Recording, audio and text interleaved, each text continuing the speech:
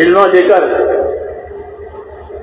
ذکر شاہد پر ہو گیا تو زندگی جو ہے کمزوریوں میں آ گئی.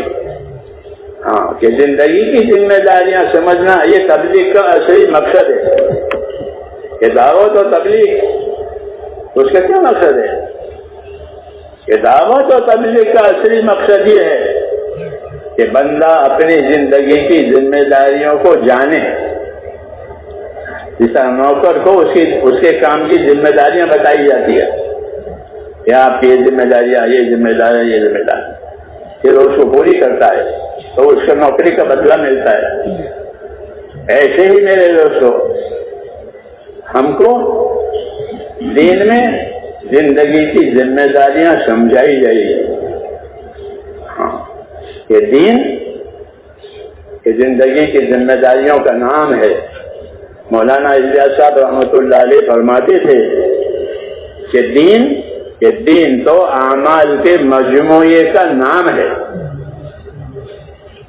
جیسے پھول ہار کہ وہ پھولوں کے مجموعے کا نام ہے.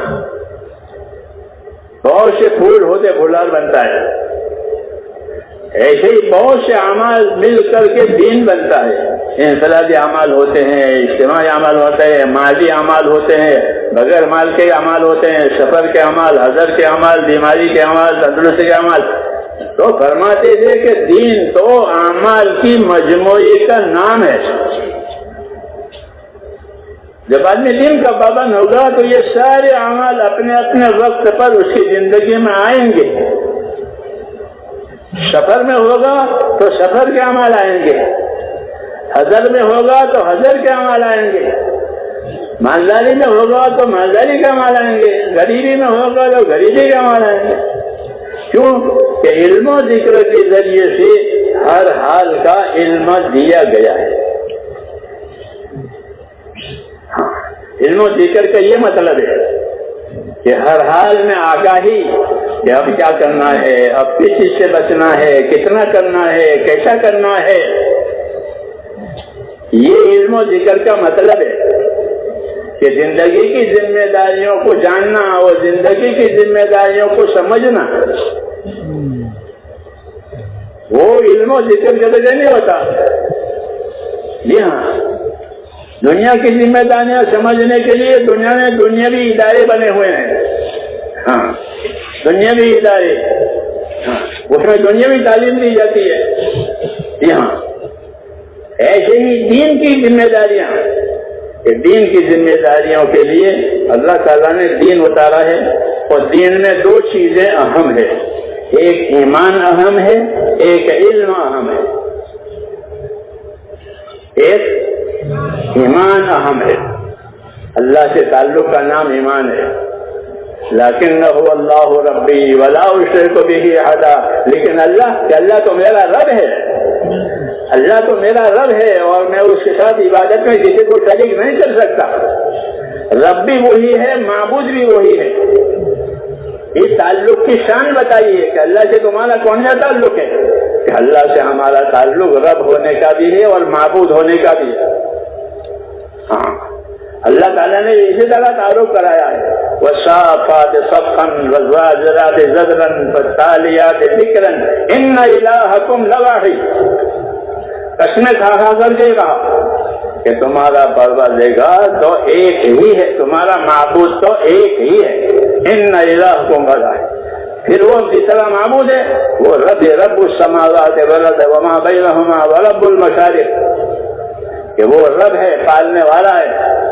آسمانوں میں جو رہتے ہیں ان کو بھی، زمینوں میں جو رہتے ہیں ان کو بھی، اور ان کے درمیان سب کو پالنے والا. مشرق و مغرب کا وہی رب ہے.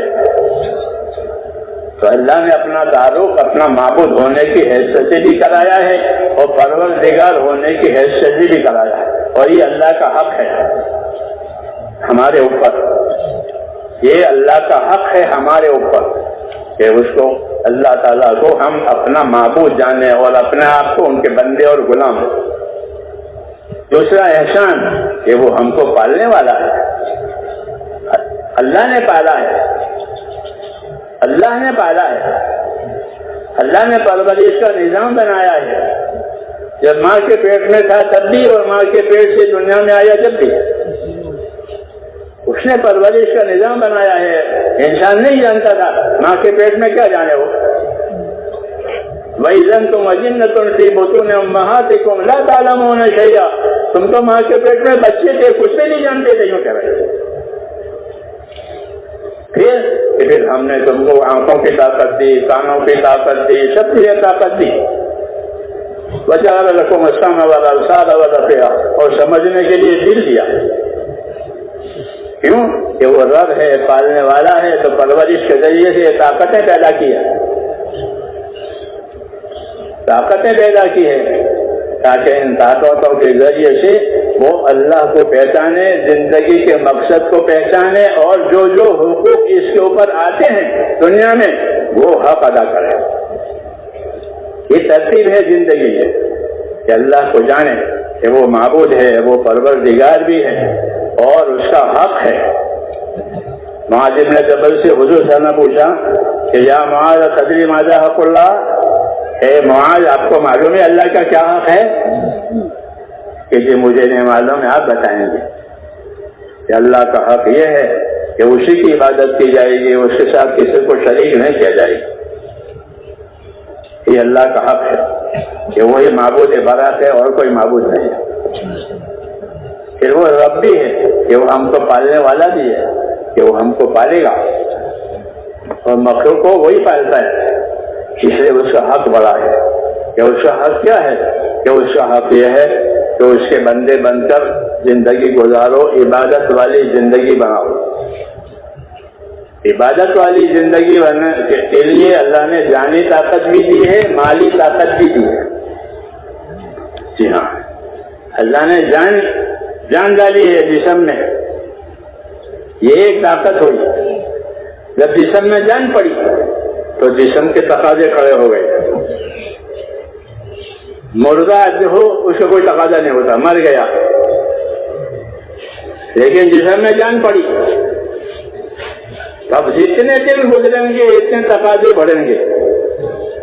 بچہ تھا تو دودھ پیتا تھا, بڑا تو روٹی کھائے گا, کھانا کھائے گا, تو تقاضے بڑھیں گے. کیوں؟ کہ اندر جان ڈالی ہے. کہ وہ تقاضے کون پورے کرے گا؟ کہ وہ تقاضے بھی اللہ پورے کرے گا, کیونکہ اس نے پیدا کیا ہے, اس نے جان دی ہے. تو جان ڈالنے کی وجہ سے جو تقاضے ہیں وہ پورے کرے گا. اس کو روزی چاہیے کہ روزی اللہ دے گا, وہ تندرستی چاہیے تندرستی اللہ دے گا. ہاں, کہ اس کے تقاضے ہیں وہ اللہ پورے کرے گا. اور بندے کے ذمہ کیا تقاضے ہیں؟ کہ بندے کے ذمہ یہ تقاضے ہیں کہ وہ اللہ تعالیٰ کی عبادت کا تقاضا پورا کرے. ہاں, یوں تعلق ہے کہ ہمارے تقاضے اللہ پورے کریں گے, اور اللہ نے عبادت کا جو تقاضا ڈالا ہے وہ ہم پورے کریں گے. اس طرح دنیا کی زندگی ایک لین دین ہے. جیسے بازار میں لین دین ہوتا ہے, آپ دکاندار کو پیسے دیں گے وہ آپ کو مال دے گا, پیسے نہیں دیں